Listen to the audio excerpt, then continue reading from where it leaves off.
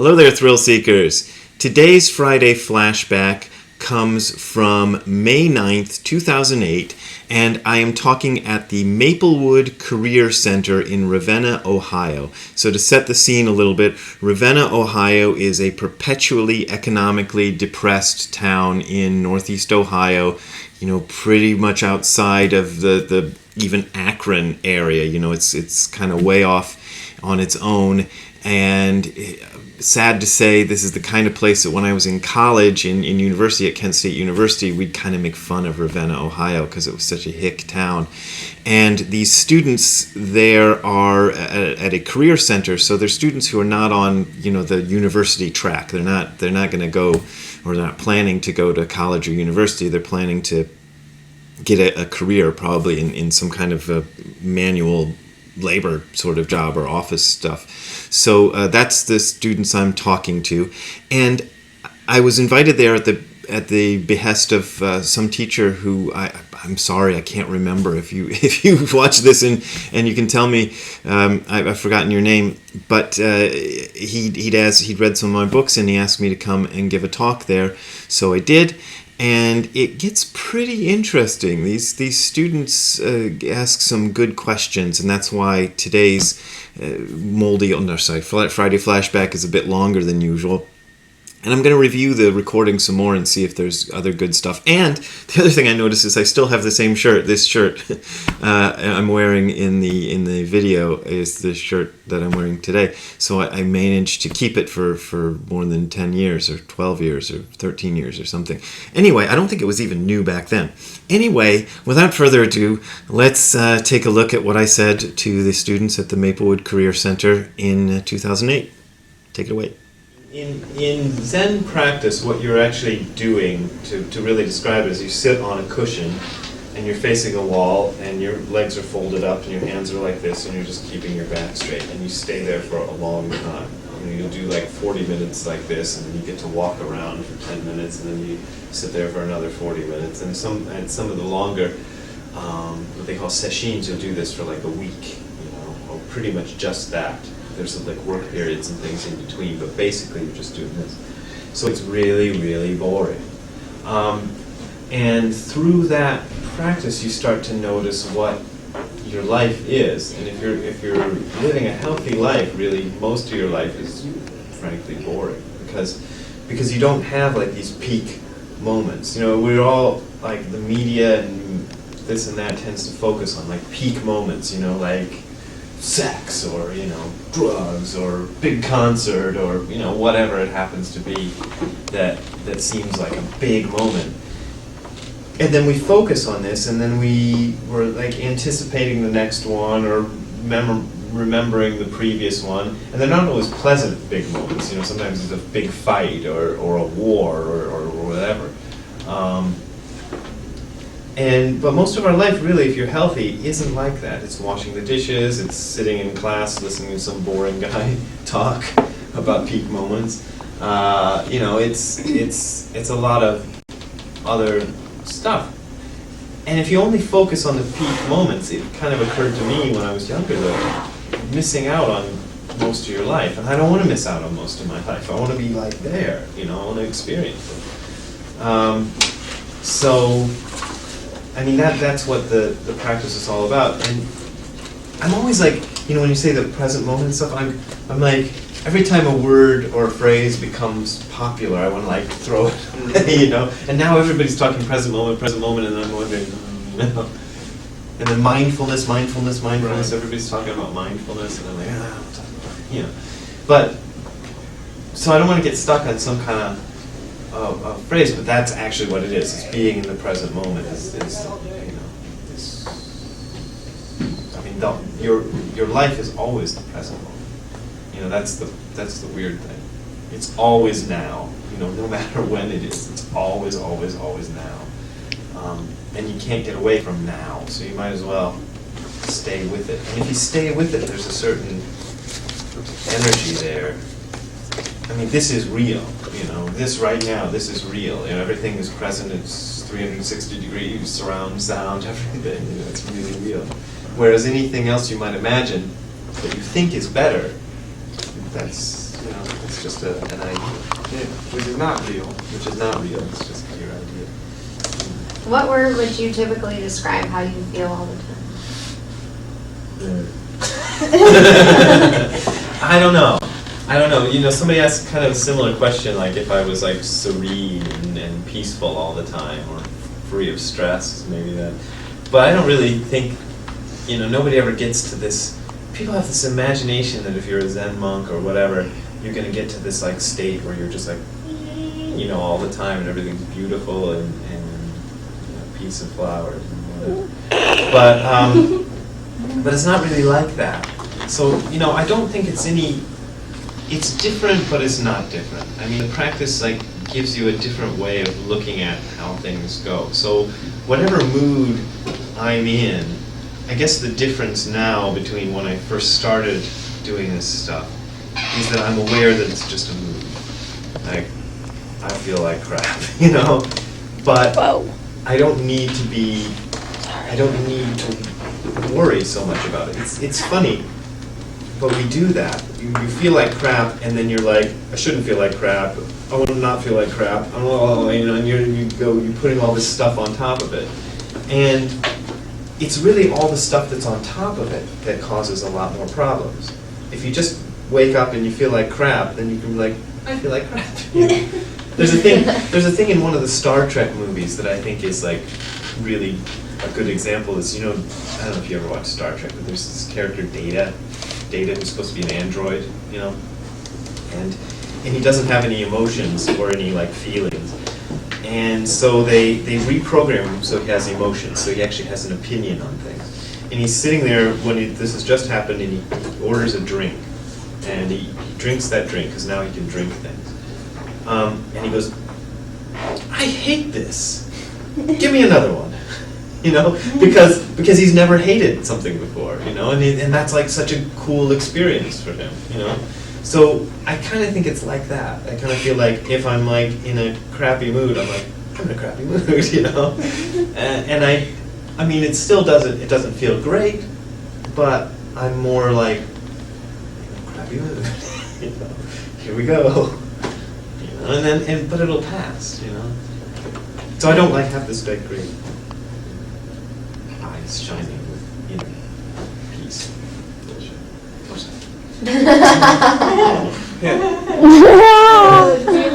Do you do a certain amount of meditation every day? Yeah. I mean, I try to do an hour of it every day. If you're actually just starting on it, that's probably more than is really necessary.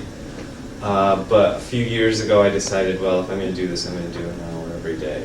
So I get up in the morning, and I usually do 40 or 45 minutes in the morning, and before I go to bed, I do another either 20 or 15, depending on how much I've done in the morning. And it's when I first started it, that was like a chore to do, because the first teacher I had said, if you want to understand what the Zen stuff is about, you have to do it every day. And I'm like, okay, well, I trusted this guy, and he seems like a real, genuine person, so I'm going to do what he says to do, He wasn't trying to get me to join anything or to, become this member of some cult or whatever. He was just saying, if you want to feel better, try this. So I did it.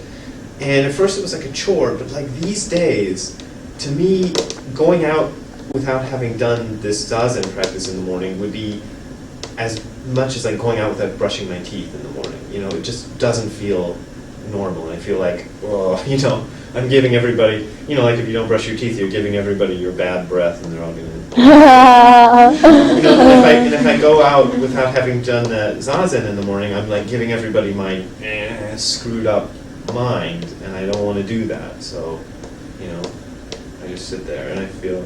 And it's not always magical, sometimes it just feels like crappy Zazen, but I just do it. When you're talking in the book about when you sent the whole company into turmoil. Yeah. So to go back to your question, it's not like you're walking around the halls of the company in Nirvana, but you're also not tensed up and... Yeah, that was a weird experience, yeah. I mean, I don't know if you read the book, but I had this thing that happened to me where I did something really stupid, and it threw the whole company I worked for into this panic. And everybody was mad at me, and they wanted to fire me, and they were doing all this stuff. And I felt bad for what I'd done, but at the same time I realized, only thing I can do is try to fix it. And I focused on fixing the problem, and I fixed it, and it was actually not that hard.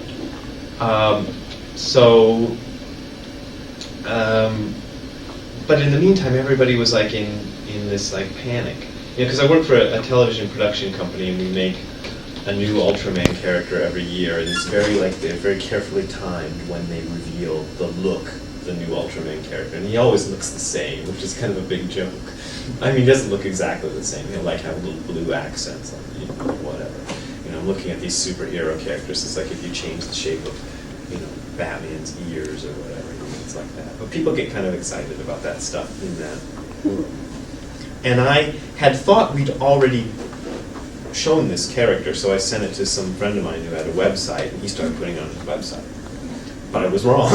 We hadn't shown this character. So they all went crazy and you ruined it, And really all it took was me calling this guy up and saying, can you take this off your website? And he said, sure. And he took it, and within, 10 minutes the problem was gone.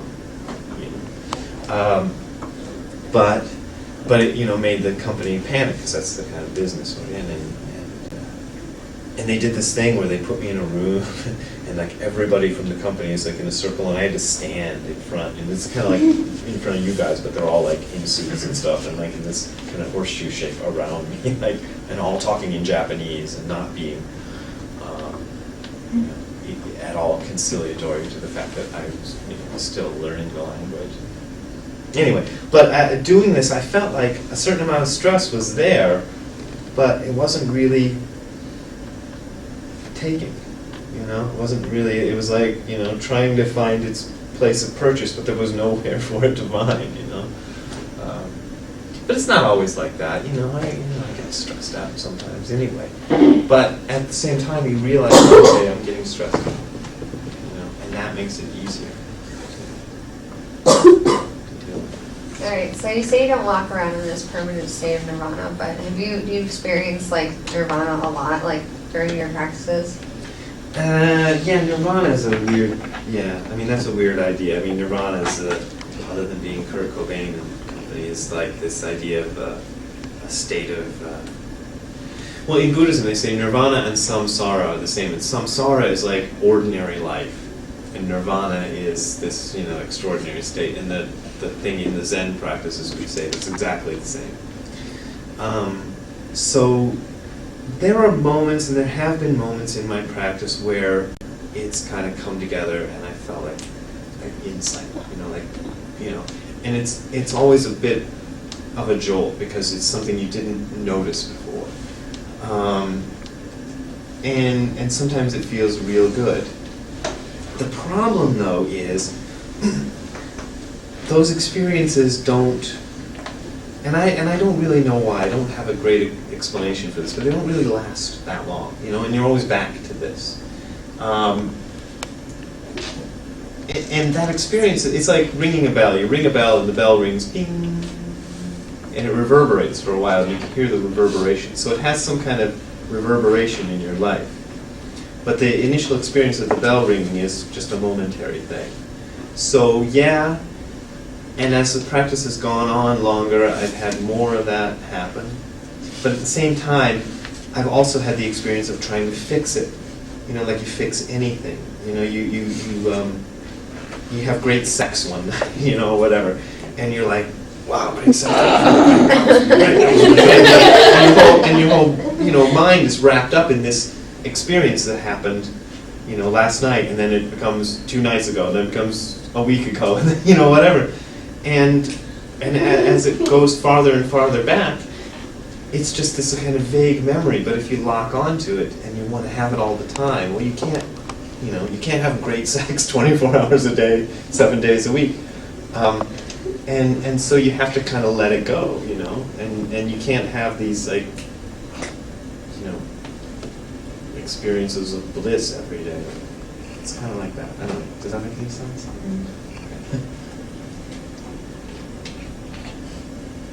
We got more questions? Alright, I have one. Josh should go. Pause and jump. I don't care. Oh, go ahead, Josh. Okay. Josh. So, after you feel these, like, after you have these experiences of bliss or whatever, like, I don't know how to say this, like, here's your ordinary life beforehand, right? Yeah. Then you have this state of bliss for, like, a moment or whatever. Does this moment feel like less than this moment before you had it, or does it feel like it's more uplifting?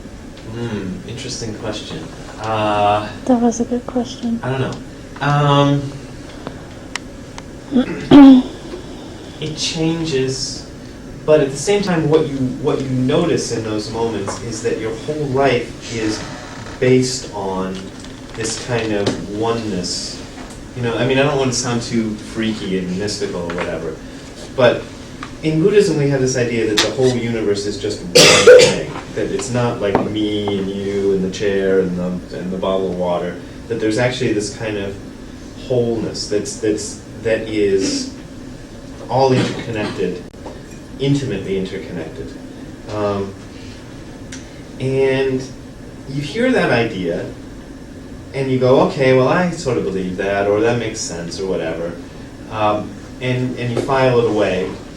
But at some time in your practice, it'll happen where you just notice it, you know, and you're just like, wow, that wall is me, you know. And it sounds like an acid trip there, but it's not quite like that.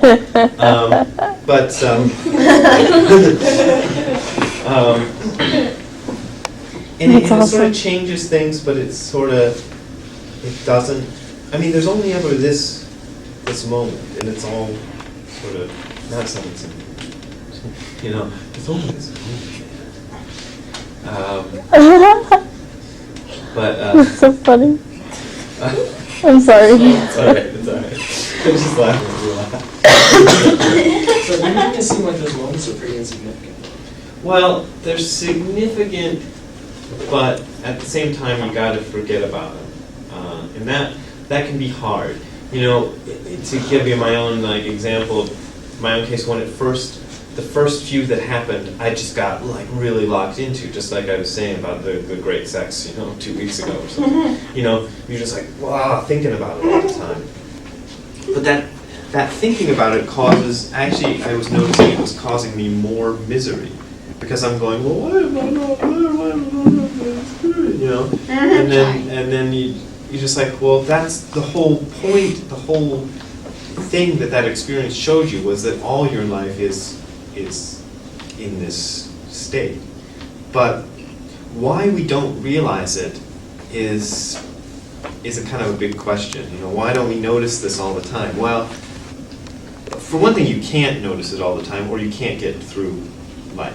You can't make an appointment, you can't eat lunch, it's all this, all the things you need to do. You have to think about, what's going to happen tomorrow, or, what's he going to think of what I did, or this kind of stuff. You have to keep that in mind in order to live a life as a human being. So you do end up having to come back to that. But at the same time, having noticed that, you can do all those other things on the basis of this very firm ground of stability. It's like there's nothing. You always kind of feel like you get insecure in life because you feel like you can lose something, or something's going to be bad, or not as good as this, or whatever. But when you kind of notice that everything is all the same, then you're not so afraid of the future, and you're not so regretting the past, or on the opposite side, thinking the past was great and this sucks, So you're right. I don't know if that makes any sense, but that just sounded like a bunch of drivel.